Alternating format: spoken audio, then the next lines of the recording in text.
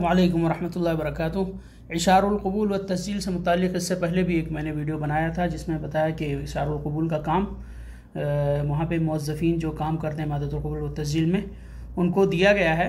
और अल्हम्दुलिल्लाह अभी अपडेट ये है कि कल जुमेरात के दिन उन लोगों ने बनाकर इस सभी तुल्लाब का इशार तकरीबन 1500 से ज़ायद स्टूडेंट हैं पूरे वर्ल्ड से, और इसी तरह इंडिया और दीगर ममालिक से सभी स्टूडेंट का जो मकबूल हैं जिनका नाम वेबसाइट पर मौजूद है उन सभी का इशारुल क़बूल बना दिया गया है। अब सिर्फ़ उसको वेबसाइट पर अपलोड करना है। तो यूनिवर्सिटी या लेकिन जैसे अभी हज की या बकरीद की छुट्टी शुरू हो रही है, मुमकिन है वो लोग अपने घर से या ऑफिस टाइम के अलावा में अपलोड कर दें, क्योंकि जिस यानी काम करने वाले की ज़िम्मेदारी थी जिन लोगों की, उन लोगों ने बनाकर जो ज़िम्मेदार हैं उन तक पहुंचा दिया है। सिर्फ उसको वेबसाइट पर अपलोड करना है। कभी भी कर सकते हैं, मुमकिन है छुट्टी के दौरान भी या संडे के दिन कर दें, या अगर लेट होगा तो जाहिर सी बात है फिर हज के बाद यानी 18 ज़िलहिज्जा के बाद मेरे ख़्याल से कभी भी पहले हफ्ते में इंशाल्लाह कर देंगे।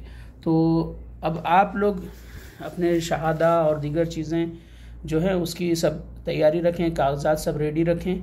जैसे भी इशारुल क़बूल, जैसे कुछ लोग पीसीसी का मसला था, कुछ लोग पीसीसी के बारे में पूछ रहे थे कि पीसीसी बनता है नहीं। कुछ लोग पीसीसी जो लिस्ट आपकी वेबसाइट पे नाम आया है उसी लिस्ट को दिखाकर, या जो वीज़ा की लिस्ट है उसको दिखाकर भी कुछ लोगों ने पीसीसी बनाया है, जो कि बग़ैर इशारुल क़बूल और तस्जील के बन सकता है। इसी तरह आप अपने जो एजेंट है उससे भी पूछ सकते हैं कि क्या पासपोर्ट ऑफिस वाला पीसीसी कम ज़रूरी है या उसके बगैर भी बन सकता है। क्योंकि कुछ लोग बगैर आम जो पुलिस स्टेशन का होता है, लोकल पुलिस स्टेशन का, उससे भी कुछ एजेंट वगैरह एम्बेसी से लगवा देते हैं आपका वीज़ा। तो ये भी आप अपने एजेंट से कंफर्म कर लें, और जब इशार आ जाएगा तो मेडिकल कराकर फ़ौरन सब रेडी रहेगा। या कम से कम मुआविज़ ले लें आप लोग पीसीसी का, जो लोग अभी मुआविज़ नहीं लिए हैं उसकी बुकिंग कर लें, ताकि इस दौरान में आपका पीसीसी का टाइम आए तो जब इशार इशू हो जाएगा, कुछ लोग को जैसा अगर है कि इशार ज़रूरी है तो इशार आ जाएगा, जब तक आपका बुकिंग भी आ जाएगा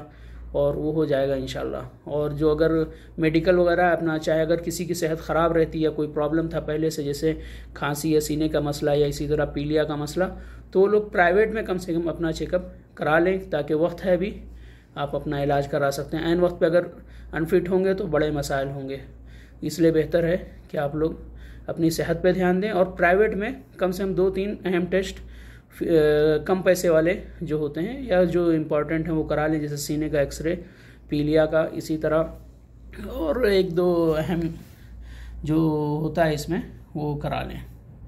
और पूरा टेस्ट कराने की ज़रूरत नहीं है, वरना काफ़ी ख़र्चा हो जाएगा।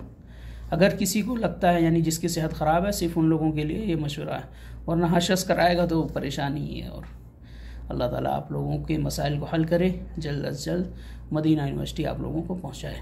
और मज़ीद कोई अपडेट रहेगी तो इंशाल्लाह मैं ज़रूर आप लोगों तक बात पहुंचाऊंगा।